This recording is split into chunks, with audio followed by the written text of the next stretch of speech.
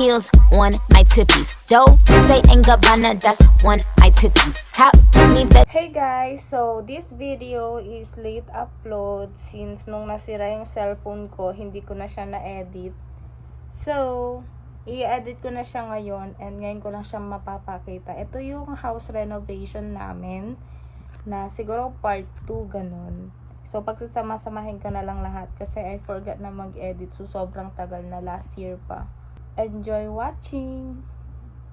By the way, naka-flashlight nga pala ako sa isa kong cellphone. Hi guys, update sa bahay. It's, anong petsa ngayon pa? 27. 27 na ngayon.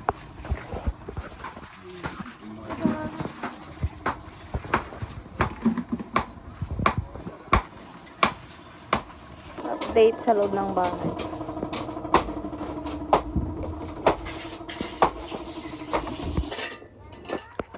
Guys, update sa bahay. So, ganito na siya.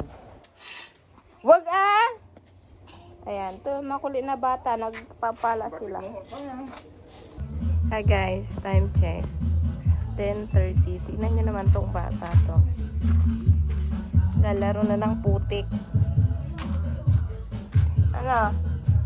Ano, Tristan? Shh.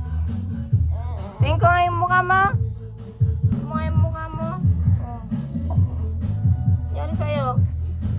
It's October 4, 2025, syempre, and ang tagal ko nang hindi nakapag-video.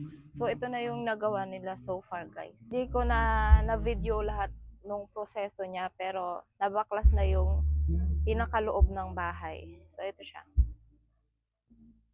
Ayan.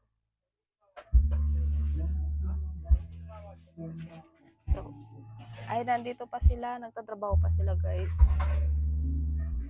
Ito, di ba yung sa tindahan? Yan. Puntang tindahan. Then, ito. Bali, ito ang magiging pintuan sa kwarto nila mama and sa tindahan na rin. Ito naman yung sa shop ni kuya. Yan. Napater na rin siya. And then, ito na yung kabuuan sa loob. Ito na yung magiging pintuan namin. So, ito yung magiging kwarto. Magiging kwarto ito. Then, sa gitna, CR and kusina, magkasama. Then, doon sa dulo, sa banda doon, is isang kwarto ulit. Then, ito naman, kwarto din. So, ito yung magiging kwarto ko.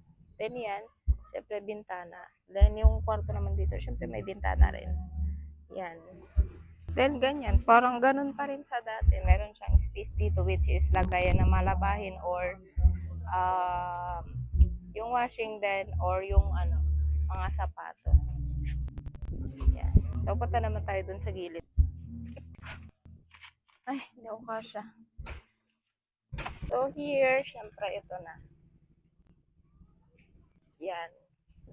Yan na yung bintana. Then, dun ako galing kanina. Yun lang, guys. So, update ko ulit kayo. Then, syempre, dito sa tinutuluyan namin ngayon, meron ditong nanggugulo. Guys, so, nandito ako ngayon sa taas. Yan sila. Si Tristan, tumataas din. Nandito ako ngayon sa taas.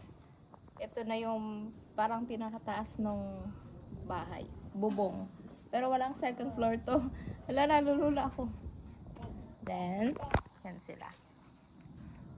Mag-aalas 6 na ng hapon. Ata.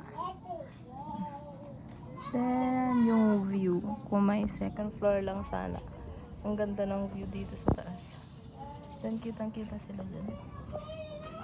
Hi guys! So, it's October 10, 2025. Then, ganito yung update ulit sa bahay. As you can see, parang walang nagbago. Kasi yung sa may taas niya lang yung ginawa nila. Ganito. Ayan. Meron na siyang ayan. Bubong na ang gagawin. Yan yung ginawa nila. Yun lang. Mapapakita ko sa inyo. Yun lang muna. Kasi yun lang yung nakita kong pinagbago pa so far. Pero marami-rami na rin. Hi guys! So, update sa bahay. Ganito na siya ngayon. Nilagyan na siya ng bubong. Yung dalawang bata dito na naglalaro na naman. Si Tristan and si Kiana. Meron na siyang bubong pero wala pa siyang kisame. Ganyan.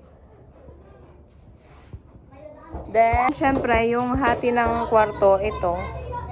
Yan. Then, ito yung Poso Negro. Anong update sa bahay? Na, almost 40% na. Ito yung, Mag-tour ka, kunwari. ito, kwarto ni Kate. Ito. Dahil si Tanya, pinaagaw ni Tanya ito na kwarto. Wow, ah. Pinaagaw Akin na. nga dapat to. Hindi yan na kay Kate kasi anak, si Tanya wala. Dito yung kay Tanya. Dito. Sa CR siya mananatili. Hindi. Ay, dito pala. Dito kay Tanya, mas maganda dito, mas tahimik. Malayo sa ano. Kasi itong anak ko to magulong buhay hindi ko maintindihan. I wish. Wala. Ang laki ng bintana. Ay, yung pa may bintana to dyan. O yan yung bintana niya. Lucky. Oh, pero sliding. Sliding window. Almost done, guys. Hi guys! So, it's October 25, 2025. So, ganito na yung bahay. So, malapit na sila kasi kisame na yung gagawin nila. So, syempre pagpasok mo ng pinto, may kwarto dyan. Kwarto nila kuya yan. Ate Kep, tsaka kwarto ko. So, dito, ayan, dito, kisame na sila guys. Ito atang una nilang lalagyan ng kisame. So, ito na yung kisame. Anong bang tawag dito? Yan, makapal din siya. Then, of course, ito yung, ito guys, yung kusina. Ito siya. Ito, kusina to. CR. Yung sa CR, ayan, kisame na rin. Then, hindi pa tapos yan. Magta-tiles pa sila. And then, sa kwarto ni Ate Kip, ganun pa rin. Tiles na lang rin. Then, dito rin, tiles na lang din. So, ito na yung kwarto ko, guys. Ito din yung kisame. So, ayan. Makapal naman siya. So, that's it, guys. Yun lang muna yung update. Then, malapit na silang matapos.